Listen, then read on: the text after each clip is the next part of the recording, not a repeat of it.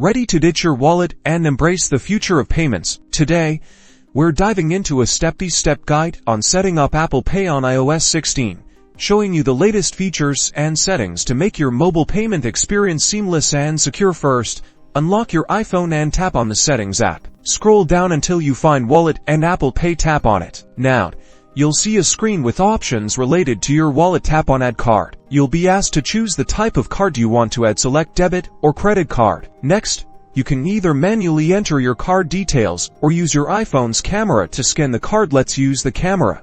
Position your card within the frame on the screen. Once the card is scanned, verify that all the information is correct. You may need to manually enter the expiration date and security code. You'll be presented with the terms and conditions. Read through them carefully, and then tap Agree to continue. Your bank will now verify your card. This usually involves receiving a text message or email with a verification code. Follow the on-screen instructions and enter the code when prompted. Once your card is verified, it's added to Apple Pay.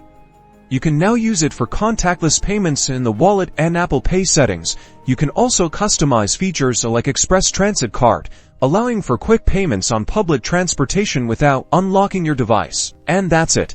You're now ready to make secure and convenient purchases using Apple Pay on your iPhone. Enjoy ease and security of mobile payments.